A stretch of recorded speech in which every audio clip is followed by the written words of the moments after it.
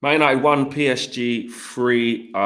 We've lost today in a proper weird game. And I say that because there's so many if, buts, and maybes with this game that is so frustrating. And we've now left the group in a really, really fine. It's a really, really fine balanced group, and the pressure is on. I'm going to say the pressure is on.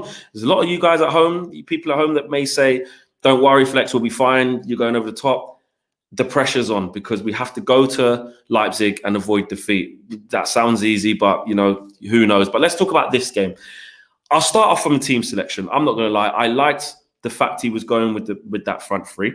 I thought that was brave and stuff like that. But I was very concerned about him not playing a back four. Although I understand why he did it. He didn't have, with who's fit and who's available and healthy, he probably didn't quite have the players to play the back five. But that was a worry for me because I instantly knew that would make the game open. Yeah, it doesn't mean that we were going to lose. It doesn't mean we was going to get battered, and it doesn't mean we're definitely going to beat them. But what it did mean is that the game would be open, and that's what it was. PSG started the stronger of the two teams. McTominay was in there next to Fred, and I think we started really poorly, and obviously rightfully so. Went 1-0 down, and I have to say, I just think this game, yes, was down to missed chances, and a lot of people are saying that, but it comes down to naivety as well. It really does. I think Solskjaer was really naive today. Not just in the team selection, because I guess his hand was forced, but that Fred situation, Fred had to come off the pitch for me. And listen, it's all about opinion. And you can say, imagine if he didn't get sent off and he saw the game out. He after that headbutt, it was clear as day to take him off at halftime. I would have taken him off 100%. And you know what? You can kind of say I told you so because he's gone on to get a red card. So everyone who's criticizing that decision or lack of decision from Solskjaer is justified. We're justified in saying that he should have come off because he got sent off. It was going to happen. You could see it was going to happen. I don't even care about the fact that when he actually did get sent off, technically he shouldn't because he got the ball and he was a little bit harsh. He shouldn't even have been on the pitch. And how the referee gave a yellow card, yeah, you can look at it as refereeing on a continent and he saw that the other player was trying to get Fred sent off, whatever. But you do that with VAR around, with the way the rules are being implemented, you got to receive a red card. So for that, cool. The balance was off as well. I think they done a number on Bruno. Bruno had a very quiet game, although he had some good moments where he was quite wasteful. Martial, listen, I think Martial's performance tonight is the type of performance that really feeds the people who don't rate Martial. And you know what? They have a point in terms of how clinical he is, or the lack of how clinical he is. He had to score today. He's not in good form right now. Martial doesn't look himself. He's been out ill, but he was getting into positions, and he was making it. He was in key moments of the game. He made a great pass forward to Bruno in the first half, where Bruno's clear through on goal. He decides to try to pass it to Cavani. And instead of putting his foot through it, Martial could have an assist. He does have to score that chance, though. He's got to score. I don't care what form you're in or whatever. He's got pretty much the whole goal, and he's missed the whole target straight over the bar. And that was in an interesting moment. The Cavani situation, he hits the bar.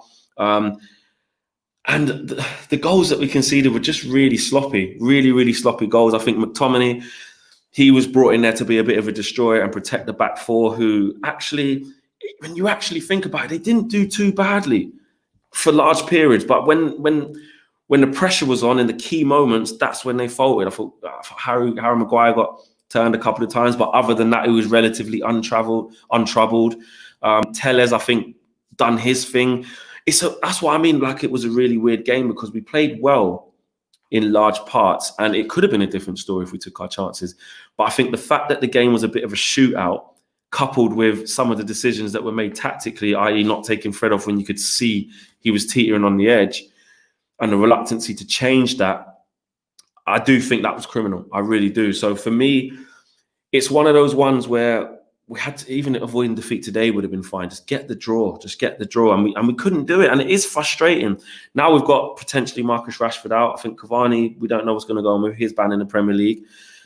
Fred's now banned for the return leg of that. And it just doesn't look good. It just took us into a bit of a negative place because it's so frustrating because you know what, actually, especially in the second half, we were brilliant. I thought we were all over PSG. I thought it It was just a matter of time before we scored, and it should have been a matter of time before we scored with the chances we had. Neymar, apart from the first, all right, he scored within the first, 10 minutes? Did he score 10, 15 minutes?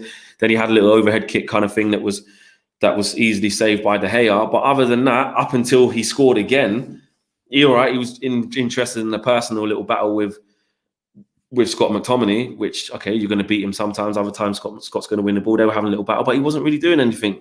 Mbappe was trying. Again, we weren't really threatened. Our threat was coming down their right-hand side, which I did like. So you have to give credit where credit's due to that. But I just think where it went wrong was the naivety in not taking the chances. You've got to be clinical at this level, and we wasn't. The game could have been out of sight. And secondly, we went to sleep again. Sloppy goal, that second goal. Yeah, it could have been offside by a shoelace, but who cares? The goal's the goal.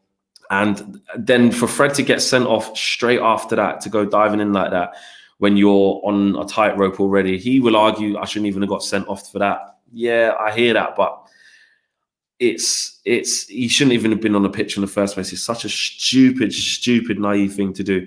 And, Ricky said it in his fan cam. Look, Ricky said that Ollie's got to go for that decision. I don't agree with that. Look, at the end of the day, we're top of the group, all on 9 points, and it's very tight. We're doing okay in the league again so far. I don't think Ollie should lose his job off of the decision he made to keep Fred on the pitch. I think that's overboard. I didn't agree with that, and I said to Ricky, I feel like you're talking out of pent up anger of you other things have been pissing you off, and so I don't get why. I see why people are frustrated with Ollie for not making that decision to take Fred off the pitch. I see why people are even frustrated at Ollie for maybe going to attacking or maybe not trying to do the 5. I can accept those arguments, but saying he should get sacked just for that, when it's not like we're in the Europa League because of it. Do you know what I mean? If that would have cost us and then we went into the Europa League or something like that, then you could potentially say, I don't know. But to say that because of that reason, because of that decision or lack of decision for not taking Fred off the pitch, he should get sacked for that and that only, I think that's really reactionary. And I think if you do say that, like Ricky did say, I think that's coming from a place of actually you want him out for other reasons. It can't just be for that. Because what happens when we have a bad game or we lose, and this is the position that Solskjaer's kind of put himself in with the inconsistencies that we have. As soon as we lose a game, it's Ollie out. This is why he's got to go, and these are all the things. And like Aidan was saying in the fan forum, which I did agree with, you can see why some people do it, because in 4 or 5 games, we're probably going to be in the same situation again. We'll probably go and win another 3 or 4 games in a row. And on the 5th game, something like this will happen. And we can't keep doing that. That it's really tiresome. And look, where you are in the league and how you do in the cup competitions ultimately defines how well you're doing, not just one-off games or one-off performances. At the end of the day, if we go and beat Leipzig next week or we go and draw the game and we get out the groups, we got out the group of death when not a lot of people thought we would. If we go on to beat West Ham and someone else loses and stuff and we get higher up the table, then again, great. If we're high up the table or in and around it by January, then great. So those are the things that should ultimately decide Solskjaer's fate, not making one bad decision. But I get the naivety. I thought, me personally, for me, you take off Fred at halftime, you put Van der Beek on. You put Van der Beek on. Do you know what I mean? You can have McTominay there as a bit of a destroyer, and if you want the other person who's going to keep the ball well, just play Van der Beek. Ricky, I did agree with Ricky, which is basically saying, is Fred that good? Is there that much difference between Fred, Matic and Van der Beek? Is he that much better than those 2 players? No, he's not. So why not make the change? I thought McTominay wasn't great as well. I thought he just, actually, he did what McTominay does, to be fair. He was in there to be a destroyer and just try and upset the rhythm, which technically he did do. And the naivety also comes from, again, tactically, we didn't have an answer. When Tuchel changed it and they went to a 3 at the back, when we kept getting down their right-hand side and we had 2 golden opportunities, the Cavani opportunity and the Martial opportunity, the ones I remember the most in the second half. Is there any more before that happened? No, I think it's probably those 2. When Tuchel changed it, it shifted. The momentum shifted, and we didn't have an answer for that. We didn't adapt to their change. So that's even more naivety there for me, and I didn't really like that. David De Gea made a great save just before we conceded, actually, which was a brilliant save. So big up David De Gea. I think he was good today. Maybe got done at his near post through his legs, etc. for the first goal, but that's a bit harsh. So look, all in all, it's just really frustrating for me. Not because it's my birthday and we've lost that. You can lose a game of football, but the way we've lost that game, the manner in which we've lost it. Don't get me wrong. Look, when it's 2-1, you're down to 10 men. I'd rather lose 3-1 trying to get the draw than, just not try. So I don't criticize them for that. But the game was there to be taken. And we kept saying before the game, like, we're not scared of PSG. Yes, they got players who can change things in an instant.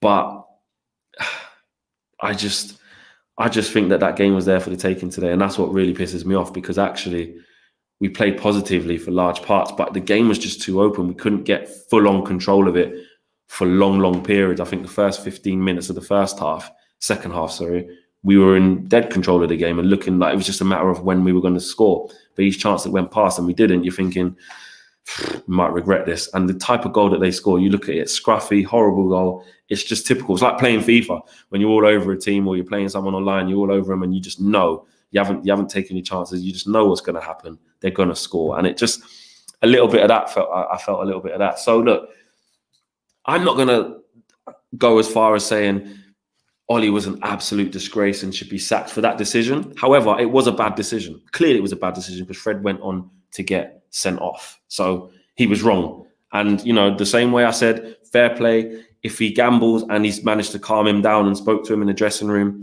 and he makes it through the game and has a good performance, then you have to say the gamble paid off. The gamble didn't pay off. He gambled. He put trust in Fred to keep his head clear and his nose clean, and he didn't do it. And that ultimately cost us. Even though we was already losing 2-1 when that happened, you still want to keep 10, 11 men on the pitch. And we didn't manage to do that. I'm worried. I'm not going to lie. I'm worried. I know football can change very quickly and we can go to Leipzig and get a result. Of course we can. That'll be typical Man United to do that and leave it to the last game after being in a very good position. But I really am worried, because if we end up in the Europa League from being in that position that we was, I think that will be really detrimental. I'm not saying you have to get sacked for that. Of course not. But that will be a real kick in the teeth. It will be a real kick in the teeth because, in the group of death, having the start that we had, to slip up against Istanbul, then beat Istanbul, then you can't get a point out of 6 points in the last 2 games. That will be bad. That will be bad. It's different if we just were never in it, but we were in the driving seat. And technically we still are. We're top on goal difference. So I'm worried, but we've got to roll on. We've got to pick ourselves up. We've got to prove that it was a blip. And it starts from Saturday at the London Stadium against West Ham, because there's no time to rest on your laurels, and it's going to be interesting. I don't know how bad Rashford's injury is. Pogba's looking like he wants to come back into it again. I don't know how Luke Shaw's getting on. Ollie's going to have to change it up. Ricky was saying that there was too many attack-minded players, and some other people were saying that. For me, I just think the implementation of the formation was wrong, because what did I want out of that? What, did I want to drop Rashford and start Mata there? Not really. I know Ricky would want to do that.